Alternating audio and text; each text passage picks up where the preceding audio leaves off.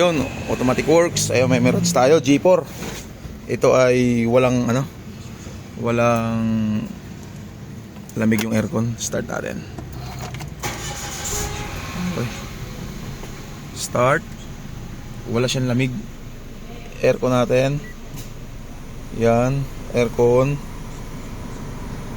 Hangin lang. Ayan, hangin lang siya. Yan, tingnan natin kung saan siya nagka-problema. May tagas. Wala talaga ng preyon. Wala siyang preyon. Yan, wala siyang preyon. Kung titingnan natin, ano to, nagkaroon ng problema mga 1 week ago na. Bigla na lang siyang nawala. Malamang may butas sa evaporator to.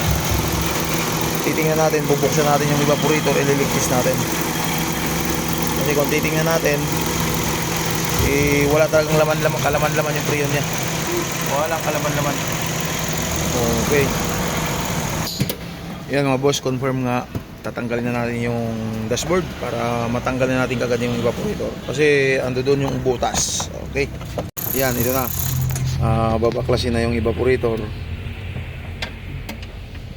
Ayan, talaga namang napakaraming dudukutin sa ilalim. Buti na lang mayroon tayong mahiwagang impact.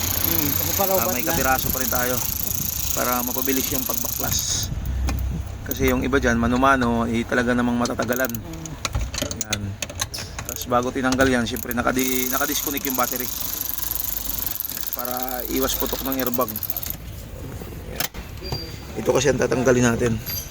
Ito, isang buo to hanggang doon sa kabila. Yan, hanggang dito. Titingnan natin sa loob, talaga namang napakadumi na. Ayun na, talaga namang daming alikabok. Ngayon lang nababaklas. Yan. Tatanggal na yung tornilyo dito. Tapos dito. Tapos yung head unit dito, tapos na rin. Baklas na rin.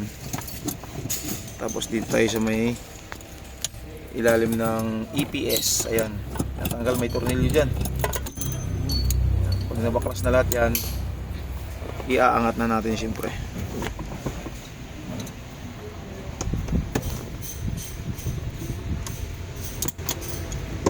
Yun o, grabe.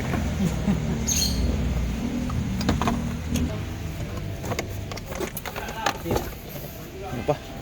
Fast forward tayo mga boss. Ayan, nabaklas na natin. Talaga namang napakadumi. Oh. Ayan, tapos babaklasin din natin to. Kasi pag naiangat natin yan, saka natin mailalabas ngayon yung evaporator. Siyang buo. Okay, ganun magbaklas. Oh, kaya mahirap-hirap talaga magbaklas. Yung idol natin nandito, talaga naman, oh. Kinamitan ng gamay. Arawan yan pag mga ganyan. Pag ginamitan natin ng mas mabilis ang kamay. Mas mabilis. Hindi, mas mabilis yung motor. Yan mga boss, ito na yung evaporator. Mapapansin natin na mumuti siya. Ito yung papalitan natin. Yan. Ito, naglinis na tayo. Ayun o. Linisin natin na maigi kasi grabe, basang-basa.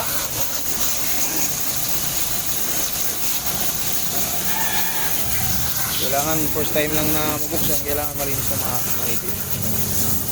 Okay. Ito naman yung hitsura niya after na matanggal yung evaporator.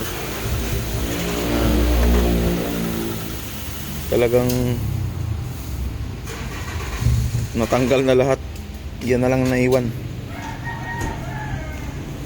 Okay. Yan, lagi lang natin tatandaan pag nagbaklas tayo, talagang ingatan natin kasi unang-una dito. Pag nakalimutan mo magtanggal ng battery, minsan yung airbag nagkakaproblema. Okay. Linisin lang muna, tapos maya assemble na natin. Yan mga boss, ito na yung ipapalit natin. Okay, ito yung luma, yung bago. Tapos siyempre kasama na yung cabin filter. Alright.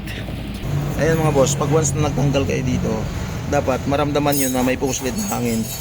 Gumaganon. Kasi kung wala, ibig sabihin pwede siya may leak. Okay, kabitan natin. Kabit na natin. Tutusok na natin. Ayun oh. Yung Yun, tusok na. Kabila. Tusok ulit natin. Yan oh. okay na Baon. yan. Baon na baon.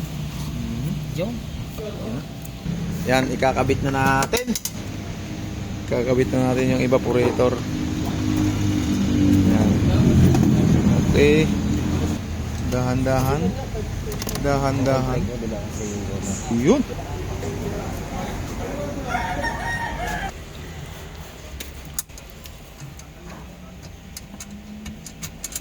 Yan, magkakabit na tayo. Yun. Dahan-dahan. Dahan-dahan bigla.